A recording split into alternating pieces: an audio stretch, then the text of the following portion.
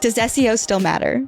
We've defaulted to Google for 20 years because they've enjoyed 91% of global share of search. It's also posing a lot of challenges to kind of break that old thinking of search is Google to search is all of these things. And we have to fundamentally rethink where and how we do that. People are asking, is this the death of the website? Because now everybody's getting their answers on ChatGPT. People often just think search is SEO. No, search is like human psychology. The ways and the places and the reasons people search will evolve forever. But the thing that will not change is the human need to search.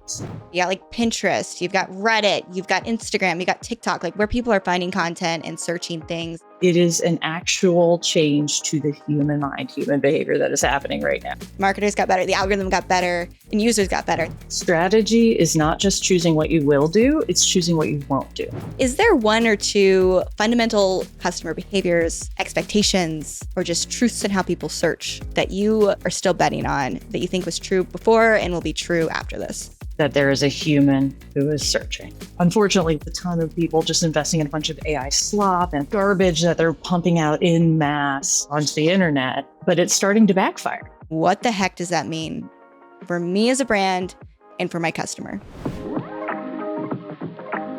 There's a fundamental shift in how people are discovering information, right? And when you think about brands, and you think about companies, this means there's a shift in how people are discovering your brand and your company and how they're interacting and engaging with it. And this isn't just like a small change in user behavior or customer behavior. This is a massive overhaul. Like when I think about the executives we've talked to on this show, who we've talked to across all of our different podcasts, tech shows, marketing shows, etc., everyone is asking the same question of, how is discoverability changing? And what the heck does that mean for me as a brand and for my customer? So this discoverability question, challenge, trend has been sitting in my head for months. And finally, I was scrolling through LinkedIn a couple weeks ago and I came across a post and I was like, whoever wrote this, I need to talk to because she's in on it. She knows what's going on and she's got stuff to share. And that post was written by Heather Physioc, who's the Chief Discoverability Officer of VML and who we have had on our podcast today. What's really interesting to me about Heather is that she has this unique journalism background, which really informs the way that she thinks about how humans work. What does your human customer, human user, human searcher actually want from this engagement or this interaction whenever they go to search? Where are they going to be searching for that information? It's not just going to be on Google. It's not just going to be on ChatGPT. There's a bunch of other different platforms, TikTok, Instagram, Pinterest, Reddit, that you need to be appearing on that people are searching on. So she really takes this idea of SEO. People often just think search is SEO, expands it and says, no, search is like human psychology. How do we understand what our customer is doing at every single point in the customer journey, what they're going to be searching for at those points, where they're going to be searching for that information, and then we come up with a plan of how we appear there and what's going to be most useful to them in those moments. But before we get into it, and if you're new here, I'm your host, Lacey Peace. You're listening to Experts of Experience. And if you like what you hear today, you enjoy this conversation, go ahead and hit that like button, hit subscribe, drop a comment below about your favorite part or any questions that we didn't get into that you would like answered. And of course, you can always find me on LinkedIn and DM me any recommendations you have for future guests or topics that you want to hear about. So with that, here's Heather Physioc, the Chief Discoverability Officer at VML. Heather, welcome to Experts of Experience. I'm so excited to have you here. Thank you so much for having me. Excited for our conversation today. Yeah. Before we get into all the goodness we're going to get into today, I have to sit with your job title quickly. You're the Chief Discoverability Officer at VML.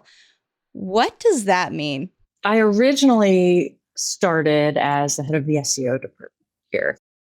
But as the technology and landscape of search was changing, we sort of saw or anticipated down the road that the way we work and the things that we do to help brands get discovered were going to be changing too. And we saw that thinking only about Google, only about websites, and only through this lens of SEO we were greatly limiting our potential to adapt to changing technologies and changing customer needs. So somewhere around 7 years ago, we changed the name of our department to be Discoverability, to be more encompassing of the full breadth and depth of the things that we do. And it's rooted, instead of in a single platform, it's rooted in real human behavior, which is that desire or that need to serve. Just feels right. That's such an interesting reposition. And what I find even more intriguing is that you guys did this 7 years ago. I think a lot of companies today are having that conversation and deciding, oh, we kind of need to rethink what we're naming our team members, what we're thinking about with our departments, how we actually think about what search is and discoverability. But to do that 7 years ago, like, kudos to y'all for kind of seeing the future there and making the pivot. That's really cool. Team sport. I think as SEOs, you get tired of getting line itemized out, and you're like, boy, we better really think about what the true value is of what we offer. So thank you. Yes. Yeah, that's great. Do you think this is a role, Chief Discoverability Officer, do you think that's a role more companies are going to start to have? Gosh, I don't know. I secretly hope not, because I selfishly love it and think it's very cool. But but at the same time, I do think that is the direction that things are going. And I think that's popping up more and more in my LinkedIn feed, that I'm seeing more people refer to this entire capability or practice as discoverability. It's just a more robust and holistic way of thinking about this part of a customer's journey. Yeah. And speaking of the customer journey, I mean, the whole point of our podcast is to talk everything customer journey, everything customer experience. Could you just speak to what role discoverability plays in that journey? Yeah. Well, I mean, search is kind of interesting because there is a search mindset or a search function that happens literally at potentially every single step of a customer's journey. Yeah, for sure. At every point, this person is trying to find information or complete a task or go somewhere or do something. And so if we only think about Google, we only think about the website, we're only thinking about this like conversion part of a customer's experience, you're missing this massive span of potential points where you can connect with these customers and serve their needs, anticipate and answer the things that they're telling us that they're looking for. The search data tells us that they're looking for. And so where we have found that search and discoverability intersects most with our CX capabilities is journey mapping. And taking that classic search or, customer journey, taking that full customer journey or personas, and then translating that into how we connect with those people when they're in those moments of discovery. And the thing that we know for sure is that when people are in a search mindset, they're not staying in a single lane. They're not just going to Google. That's not always the best, most efficient, most effective way or place to find information. They're going to be weaving in and out of different platforms. If they're in the beginning of the process and just recognizing their need, the way that they search and the things that they expect to find there are different from when they are hunting and gathering and decision making and getting ready to make a move. They're going to search in different places. So yeah, zooming out to take a look at that broader customer journey and then drilling down to actually bring it to life. Yeah, I mean, I think this is such an important point that when we talk about discoverability, it's not just this is the first time they've discovered your brand and now we're done. Like, oh, they searched you, they found your brand. That's it. That's the only time they're ever going to look up your logo or your company name again on search, right? It's not just awareness. It's the entire time from like, maybe I've been with this company for, 5 years and I love them and I love their products, but I need a replacement part. Now I'm back in search mode. I'm trying to figure out a solution, find something. So I think it's super intriguing and important to do this entire customer journey mapping that you're speaking about of like where, in what moments are people going to be searching?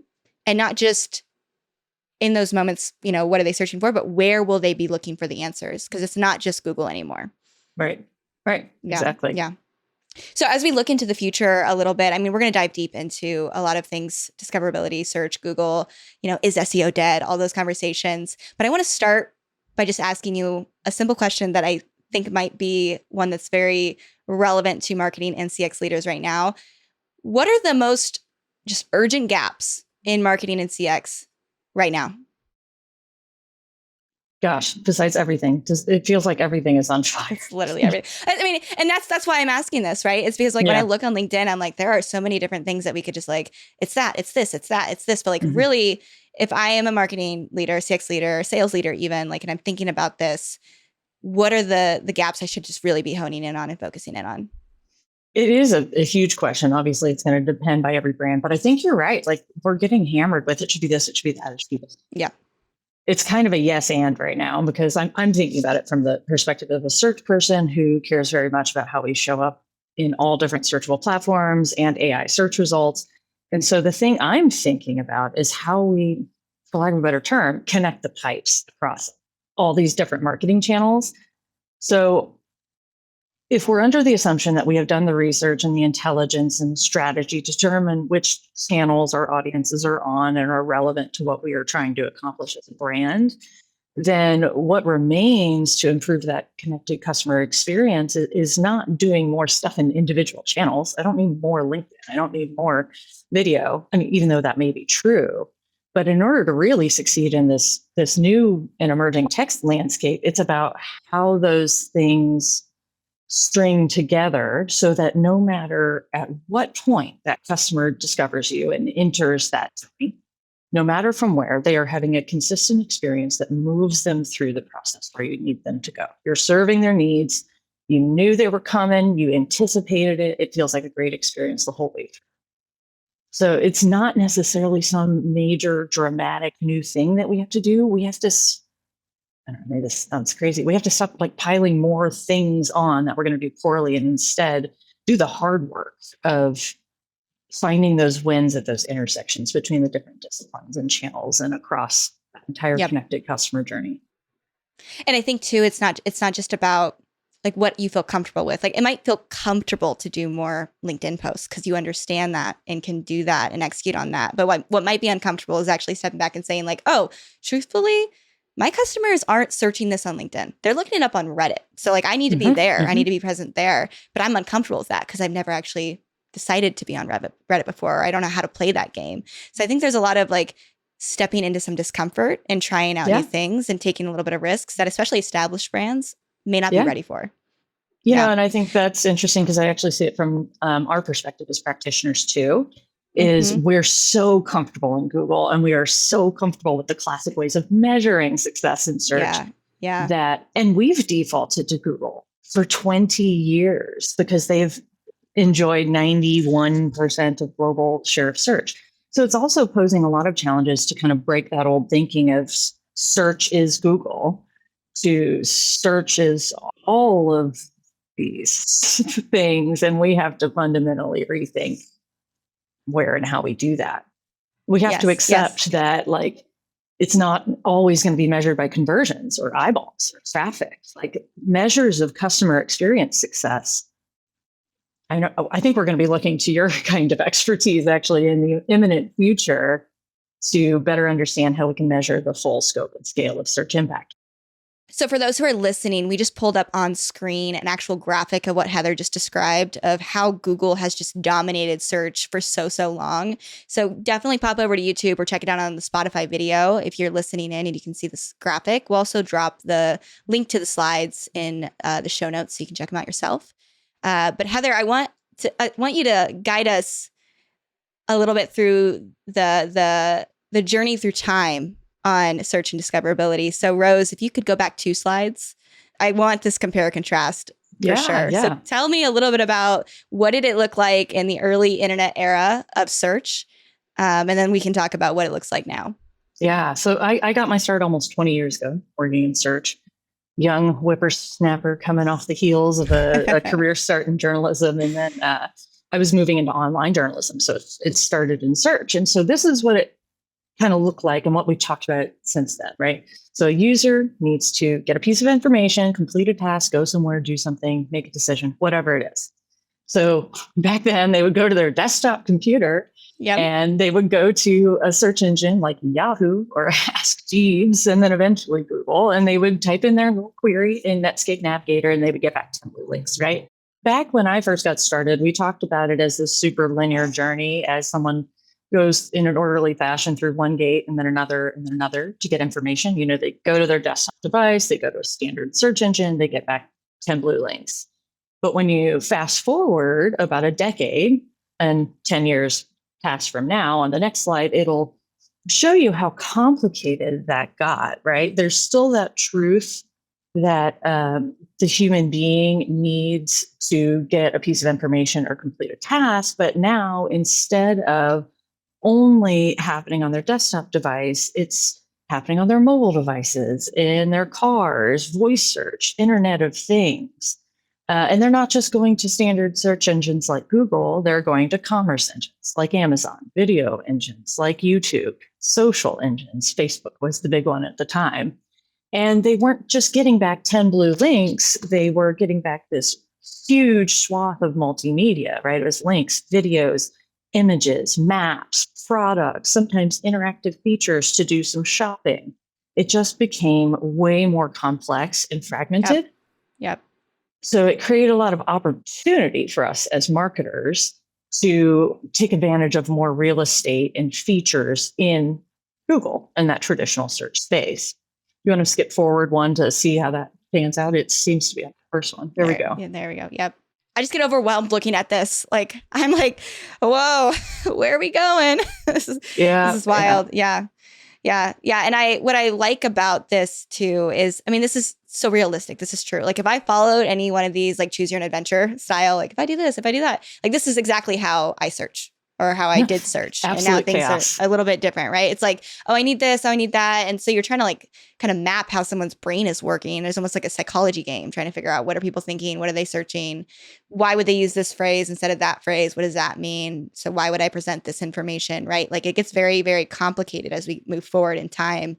And as search gets better and the expectations of customers change, or the expectations of searchers change. I think about when I was in high school and I was using Google to write a paper or something, and I would actually go through page 1, page 2, page 3, page 4, page 5 to go find stuff, right? I was genuinely going through. I might end up on page 15 to be oh, that's the link that I needed, right? That's it. And that was my process of search. And then I think about college, and I only needed to go to page 1 because I think 2 things happened. I think I got better at searching. So I knew what keywords to put in to find the information I needed. And 2, Google got better at presenting things that were actually relevant to me. So I didn't need to go play the game of page 15, right?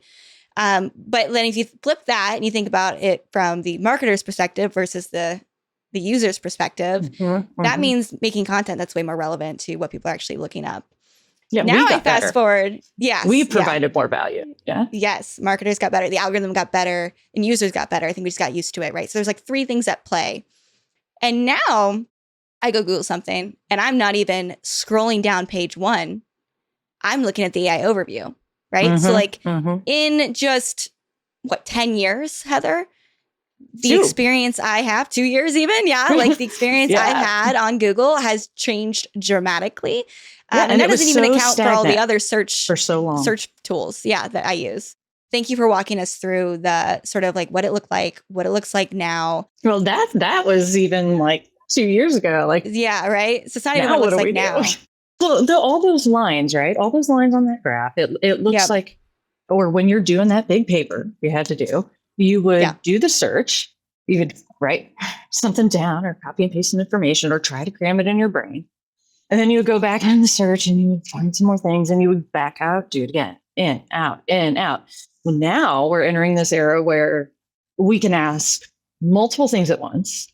And those compound queries are going to get answered in a single synthesized answer in your overview. And like you said, a lot of the time, you don't even have to go past that. Nope. Yeah. I don't even have to scroll down anymore. It's crazy. It's crazy. And that's secretly what people always wanted. Yeah. And I think the trust is being built too, right? Because I know when AI overviews initially came out, I was skeptical. I was I don't trust you. I don't trust this answer. So I'd go click the links and actually still go look and reference that. But now I don't do that. So there is a change in behavior even in the last 6 months that I've seen with people where it's I don't trust this and now I do trust it, that I think is really important. The citations, the sourcing. Yeah. Again, I come from a background of journalism. So that was incredibly important to me, trust and accuracy. But also that is something that for 20 years I've been trained is something that is important to Google.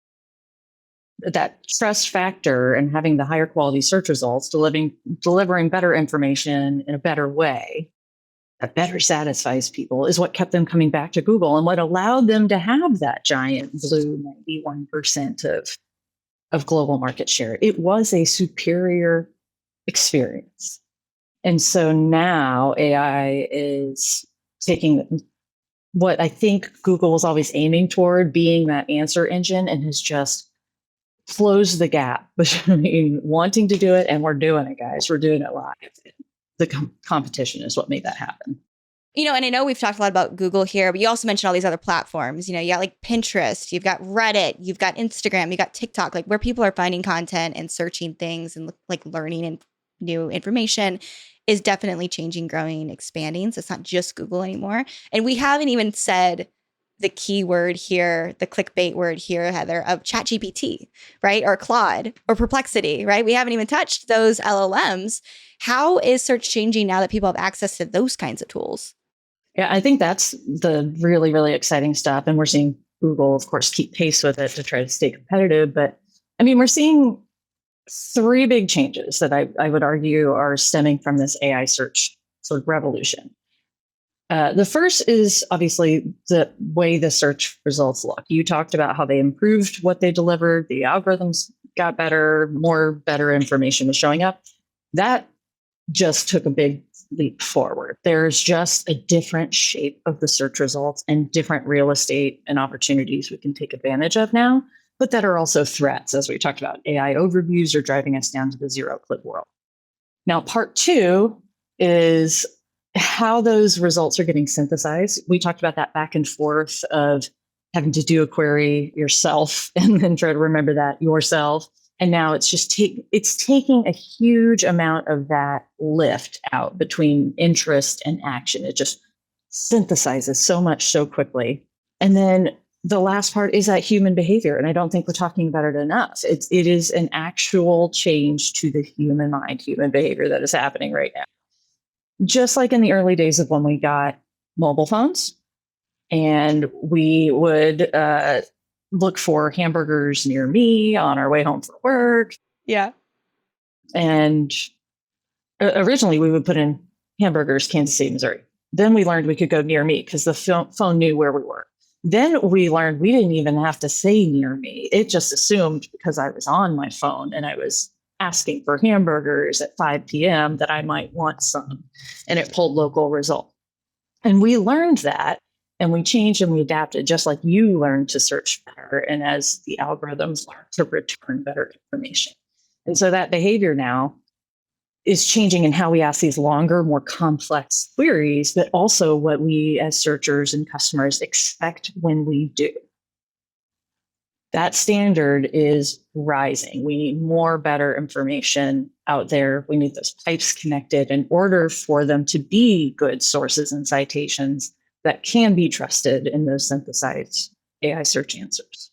It is sort of context now, right? Like I'm not just Googling average vitamin D dose for, adult woman, right? I'm also Googling, average vitamin D dose for someone who lives in Alaska that, just gave birth and is, X number of years old and right? Like I'm looking up very specific things and I want contextual answers back to me. I don't want to connect the dots anymore like we used to, like you were saying, where you go open one thing. Okay, this is the average amount you need. Oh, this is how your body changes after pregnancy. Oh, this is how this happens. Oh, here's this. And then you on your own kind of decide this is what I will do based off all this information. I now expect the AI overview or ChatGPT or whatever I'm interacting with to give me the context and decide for me, like, oh, here's the solution that I propose, right? And I'm not saying go to your local ChatGPT and ask for health advice, but it is what we're doing. Like we're being realistic about how people are using these tools. So I think just like the expectation on like, I want to give it context and I expect it to understand what I mean. But then you have to have good content for that. I mean, going back to what you're saying, right? There has to be actually something in the back end that's connecting those dots in a way that we can trust. I think that's absolutely true. I mean, people are kind of asking, is this the death of the website? Because now everybody's getting their answers on ChatGPT. Yeah. Well, I don't know if the website is going to be the medium forever, but I do know that information is coming from somewhere. And so if we want to increase the odds that it shows up in an accurate way that reflects how we want our brands to be reflected, or that serves customers in the way that we want them to be served, then I think it's incredibly important that we consider what content and assets we have in the mix, how they're optimized, how accurate, how fresh they are, all the things that we knew we should be doing, and that take a lot of human effort to do. It just got way more important. To your point of like connecting, I'm just really obsessed with this idea of connecting the dots, connecting the pipes as you framed it. Like the more that we track what people are searching, because they have the opportunity to do more of these like long form, more complicated searches. Are you guys seeing just more interest or maybe developing tools on just tracking what's actually being searched? Because then that will more greatly inform like, oh, this thing about, I'm going to stick with this example of like vitamin D for this age. Like that's something that's coming up frequently. So we should make content for that. Are you guys able to track like what people are searching on, let's say a ChatGPT or definitely on Google and kind of map that to the content that you recommend brands make? The capability to tell specifically what is being searched and at what volume is greatly limited right now. We're starting to see more platforms start to kind of model the information, but I'll be honest, I don't totally trust what I've seen so far. So we're sort of monitoring, testing, learning, but we're still heavily reliant on Google search data, but we're also looking at Amazon search data. We have some access like TikTok and Instagram, like search data, Walmart, some different ones that we can kind of piece together a whole story. But there's a lot of areas, including AI search, some social search, and other areas where we still quite manually have to interpret through things like hashtags and auto suggest bars to manually piece together that whole search journey. I do think that is changing and will change with time. Like Google Search Console says that they do have AI mode or AI overviews or whatever. They have some AI related keyword data in there, but it's all blended with everything else. So you can't really extract anything useful yet. So there's a lot of live testing, manual testing and learning, and talking to people to figure out how they're using it in different industries. Yeah. And I think it's Google AI mode because I was just messing with it. Is that what you're talking about? Like the actual AI mode? It's like if you type something into there, is it going to show up in our Google Search Console query data? Yeah. That's interesting. So I'm gonna ask you something that is just like, this is my clickbait question. Okay. Are you ready? Ready. Does SEO still matter? I think yes. I just hate the word SEO. I just tell me more about that. I mean, going back to that idea of like SEO is just, it's been around as long as I have, so I know it's old. You know what I mean? It's like, it's got a reputation for kind of being slimy in a lot of corners of the web. And like, even without that, it feels like a lowest common denominator cheap version of what we do. It feels like 1% of 1% of what we actually do in discoverability. So it's a great gateway. It's a door or a way to bring people in who do know about SEO as a concept, and we can bring them along on that journey and pull them forward into this new world of discoverability. But yeah, I don't think that search is ever going to die, right? Like the ways and the places and the reasons people search will evolve forever. But the thing that will not change is the human need to search. So it's our job to stop putting all of our eggs into a platform or a technology and instead take ourselves back to that human need, that core thing that drove the search to begin with, and we will be much better able to serve customers' needs no matter what the technology of the day is. Yeah, I think that's so true. And I just have a bone to pick with the SEO phrase. I know that we've started to say GEO, which I think is like what generated engine optimization, which doesn't make sense why we would need a new term because it's still search. Like it's still an engine for search. So could we not stick with search engine optimization as the term that we're using? We just understand that this is a moving thing. It just, unfortunately, that phrase has been so tainted as you just shared and kind of like only in our mind now, SEO equals keyword stuffing, right? Like that's just what we believe whenever we hear the word SEO. So I just had to say that, like, I'm kind of past the GEO phrase, and I'm hoping that we can come up with something better. It's not a practice. That sounds like a deliverable. You know what I mean? Yeah. And it's really hard to optimize for. Try optimizing for GEO. Yeah, that's so true. So as we move into the next, I don't know, 6 months to a year, I'm not going to ask you to predict too far out because I just think that's purely impossible. Godspeed and good luck. Right.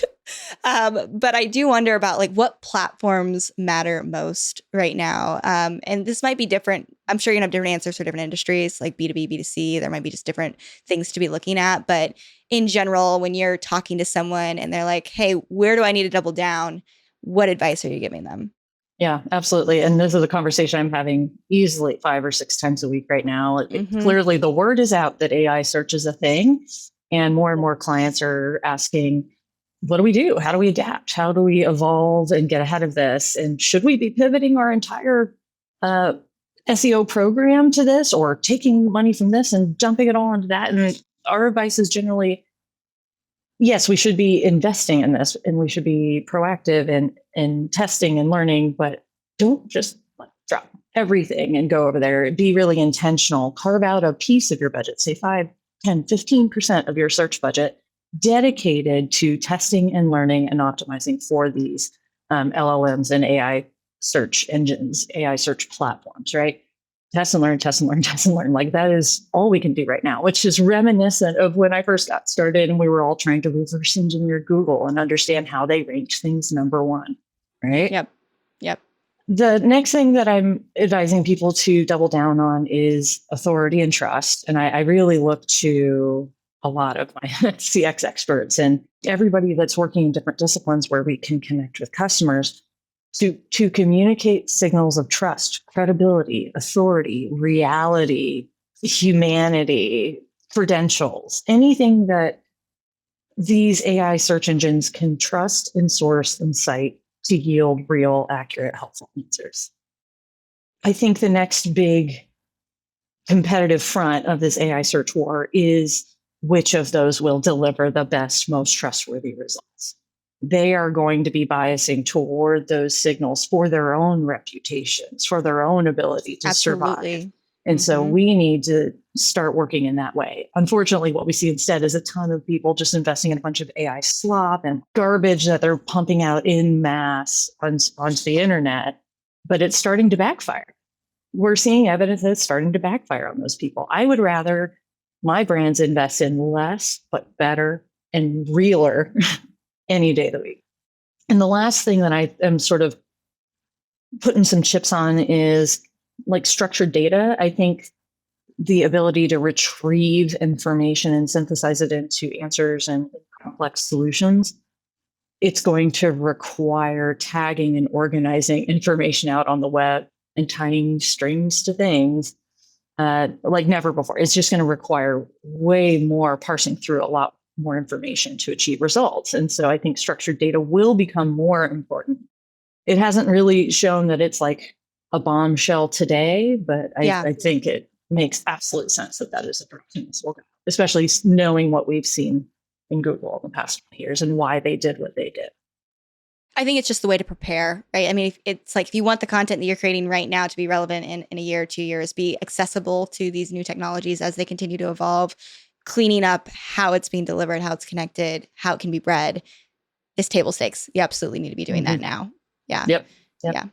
The thing you mentioned about trustworthiness and that kind of like authoritativeness that comes with content that is credible, trustworthy, and from people that, you know, in the industry, you might trust them. Like, what do you, when you think about that, what kind of content are you actually recommending? So we obviously make a lot of content for executive leaders at our company. So I think about this a lot with like, how do we continue to just build great trust with our audiences? And, and I think bringing on great leaders onto our shows like you who can bring in like these knowledge drops that helps us, connect with our audiences.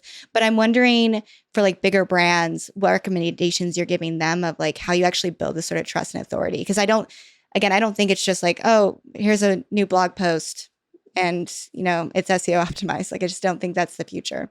That's a great point. And I think working with these big multinational Fortune 500 enterprise brands, there is sort of a luxury of they're well-known established brands, some of whom have been around for 100 years or more. Right away, you get some extra trust signals. But if you're not that, that it's going to take a lot more work to establish that. But even if you are that, I think executive content is a great example of that. You're putting real names, real faces, real points of view that have been thoughtfully crafted and curated. And so there's an inherent trust baked into the content to begin with. And then how that's presented out in the world for search benefit is certainly a win-win. I think executive content is great. For retail and commerce content, we're advising just providing more.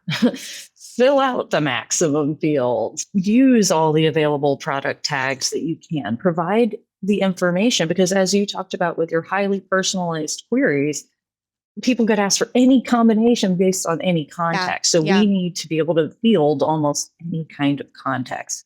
So those types of content are great.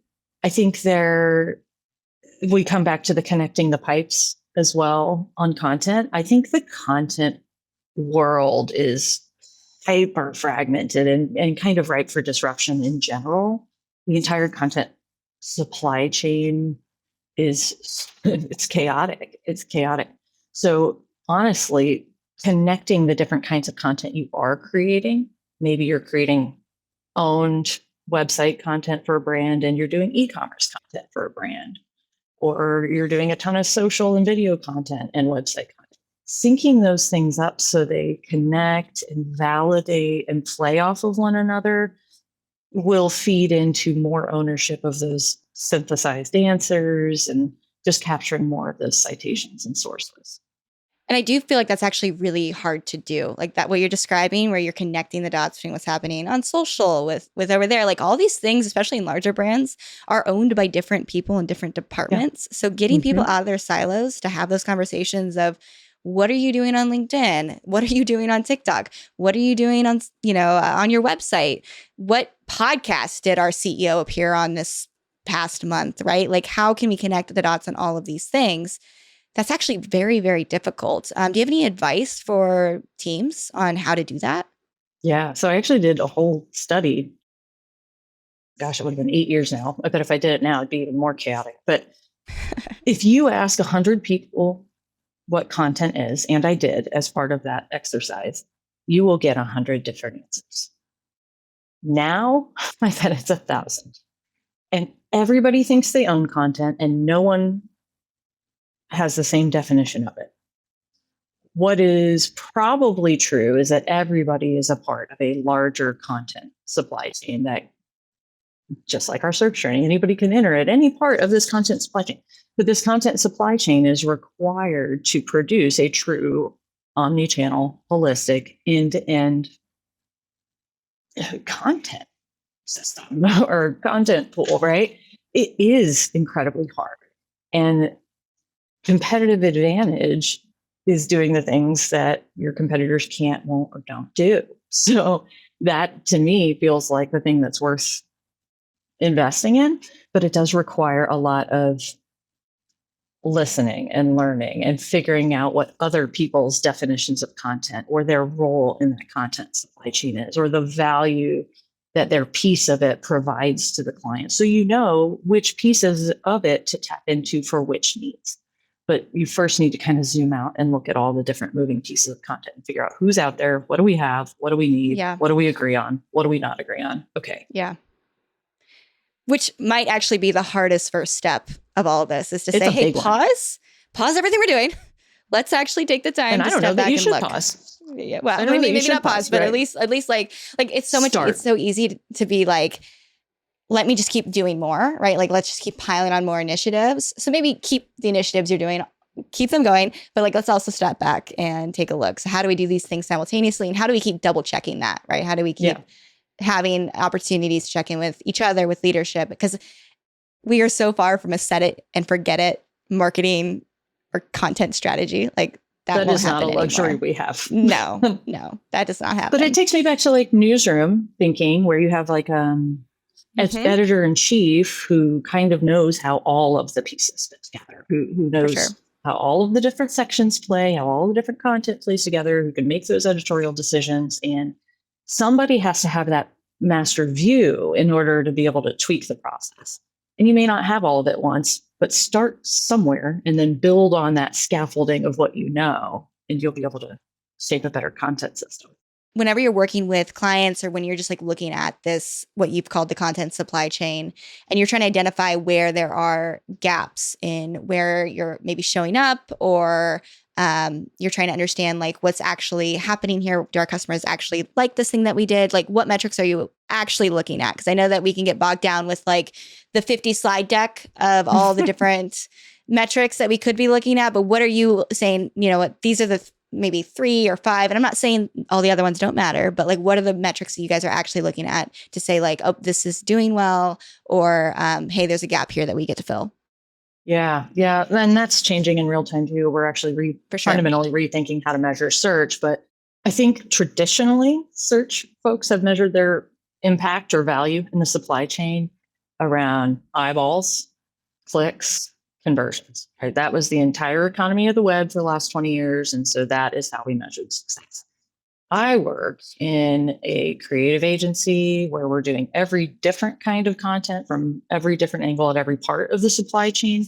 And so from a search lens, I'm looking at all those different people, departments, capabilities, services, and going, how can search augment and add value to those things? So I don't have ownership over the whole thing to optimize all the things, but I have authority over the parts that affect the discoverability of that content, of that brand. And it's my role to tweak those bits. As far as what we're going to be measuring in the future, though, I think that's the part that's up in the air. One thing that's always true is like whatever the brand is, whatever the client is, whatever keeps them in business, that is the core metric of success, period. End of day. Yeah. Our job as search or content marketers to go, okay, what metrics or KPIs will specifically signify success against that, or proxy some indication that we're moving in the right direction toward that thing. That's not always going to be clicks. It's not always going to be conversions. And it's not always going to be impressions in search results anymore. There's something that has been kind of like floating around in my head as we've been talking. And I mentioned this to a gentleman we talked to a couple months ago about sponsorships and ad buying in this new future with AI. Do you have any thoughts about like, will people be able to sort of sponsor this content? Because like when I look at AI overviews now, a lot of it doesn't include sponsored content. Like the ads that you would normally pay for at the top of Google, this AI overview is appearing before that. And it's really hit or miss whether or not they actually get incorporated into the answers. It just feels like there's no real playbook yet for this. Do you have any perspective on like how search plus, ad buying might change in the future? Yeah, we've always thought about discoverability as like an integrated search offering, which includes paid search as part of that. And what we've been talking about with our paid search colleagues is very much around how these things will blend eventually. Right now, they're testing AI and they're not ready to blend those two things. But I feel like it is imminent and inevitable that paid and sponsored placements will eventually be folded into AI search results. And I think we've even seen some evidence of it being tested in small pockets here or there, but nothing that we've seen rolled out widely. You're betting like it will be integrated. Absolutely. Okay. Absolutely. What about like on LLMs? Like, do you think on ChatGPT there's going to start to be sponsored content?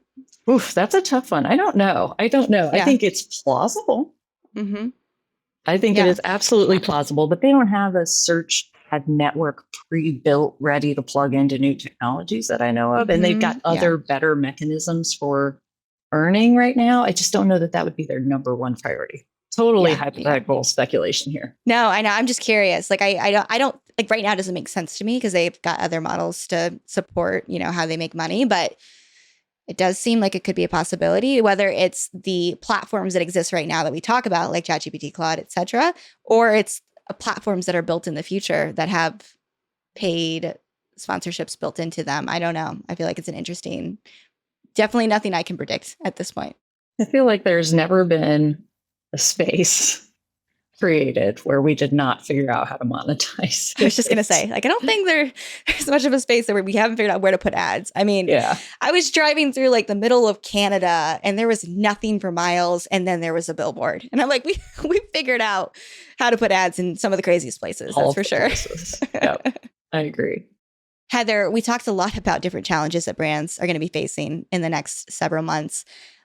What other challenges that we have not yet hit on do you think people need to be prepared for? And it could be outside of discoverability. It could just be something that you looking in on industries and working with businesses closely that you're like, this is something that's interesting. And maybe you don't have a full like fledged opinion on it yet, but just something that you've been seeing that you're like, I think people need to pay attention here.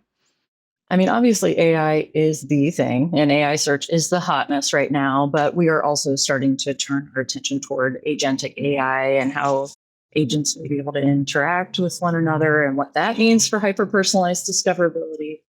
So we're looking ahead to that. That's what's next for us. We've talked a lot about agentic AI on our show.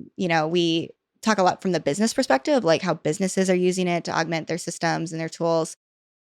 And of course, how it's affecting the customer experience directly. Like if I can interact with a chatbot that has agentic AI capabilities, it can actually go do things and I don't need to ever talk to a human. So there's like a lot of really cool ways. But so much of that's based off content, right? So we get back to this content conversation of like the way that we're training these tools is through this content. So it needs to be trustworthy content, it needs to be good content, it needs to be up to date, and it needs to be structured in a way that they can actually understand and interact with, right? So it kind of goes back to all those key points that you've already been making in this conversation. The other thing about AI that I know I'm particularly interested in, and I'm curious to see if you also think this will be true, is AI assistants. Like me as an individual, having my own AI personal assistant that goes and does like all my shopping for me, right? Like I don't even need to go on DoorDash anymore and click on the things I want. I just say, hey, I need these items, and it goes and brings them to my door, right? Or even if I'm a business and I'm looking for a new CRM tool, I'm tasking that to my AI assistant that's going to go evaluate all the solutions for me, maybe even go through some demo processes and then decide for me which ones I should be looking at, right? So what do you think about that future? Like, do you think that's something that's true? Like that's going to be happening here in the coming years? Or yes? Okay. So talk to me about that. 1,000% yes. Yeah. Well, we already hear tell of customers, especially in like B2B or complicated, long sales cycle, high tech, SaaS, anything that's a long, complicated decision-making cycle where there is a lot of information required and a lot of criteria that are contextually relevant to you. I think that's like one of the best use cases for this technology, more so than buying shoes, more so even than buying groceries, although I think those are great use cases. Which shoes? Can you just buy the products I already buy every week when I say I need feta cheese? Can you get that one, please? Yep. So yeah, I actually totally think that's plausible. I think that's absolutely what we're working toward. Compound queries have long been the desire, and they've long been the desire because it closes the gap between idea and action. It's creating a smoother, more frictionless path. And we need our time back. We're so fragmented. It requires so much. And in part, it was the mess created by the web. Now we're being offered this potential hope of being able to do less and get the same value. Yeah. Yeah. Do less, not do more with less, right? Right. Maybe this is my chance to do less. We're always doing more. Yeah. With that too, I wonder about how discoverability will be affected by these AI assistants, right? So if I do have my own AI assistant, it's going to go evaluate all these things for me. It's still going to have some mechanism of discoverability. So it kind of comes back to all these things that we've been talking about, where it's like, if you want to be prepared for a human buyer, these are the things you need to understand. But if you want to be prepared for the AI buyer, it's pretty much all the same things that you would need to understand. They're going to, hopefully we will start to get more information about what those criteria are that people are baking into those compound queries. We can still discern a lot of that from standard Google organic queries, and it's broken into more bite-sized chunks because it's keywords, not compound queries. But very, very interested to see some of the use cases. I expect that they will be very action-oriented, task-oriented, And again, synthesizing things that normally would have taken us 20, 30, 50 steps to do, they can do in 1 or 2. Absolutely. Oh, and then they can play together too. Like I think about with these complex like SaaS buys, right? It's not just one stakeholder. You've got like 10 people that are like, I need to convince that this is going to be able to do the thing that we need done. And if all 10 of them have their personalized AI assistant, they can all collaborate to figure out the solution for you. I mean, like, I don't know. I think that's a great future. I think so too. That sounds like a lot less work. Yeah, no kidding. It's also kind of scary in a lot of ways, but use responsibly. We don't need to go there. Use responsibly. Use responsibly. Yes. I know. I was talking to someone who was telling me the story where they had been, they thought they were talking to a person on the phone for like preparing for a podcast interview. Like she was asked to come onto a podcast interview, and she thought she was doing the prep with a person, and then she realized it was an AI assistant. Yeah. And she was like, okay, I'm not doing the podcast with you because like if you can't take the time to human with me. But I joke all the time on the show that like someday I'm going to be interviewing the AI version of Heather, right? I don't actually need to talk to Heather because you've got your AI copy, right? And I always joke like just because I actually don't think that's like I would never do that. And that's, not the future that I desire when it comes to content creation. But it's so startling to me that like that massive of a media company was actually doing their prep calls with an AI assistant. It's just wild. That's bananas. I have not heard of that, but that blows my mind. No, it is wild. It is wild. And it wasn't good enough yet. So it was just like failures all around here. Launching some half-baked stuff. That'll do it. Yeah. Okay. I want to end with one question for you about fundamental truths. So we have talked a lot about things that are changing, challenges that are ahead, but is there 1 or 2 fundamental customer behaviors, expectations, or just truths in how people search that you are still betting on that you think was true before and will be true after this? I come back to it again and again and again.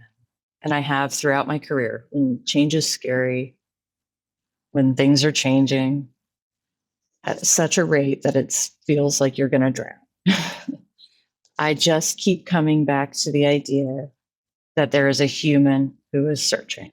It's so simple. There's a human who is searching, and they are in a search mindset. No matter when, where, why, or how they search, those things will always change. The reasons, the places, the ways people search will always change. But that human desire to search does not go away. Their need to search has existed since the dawn of time, and it will exist indefinitely into the future.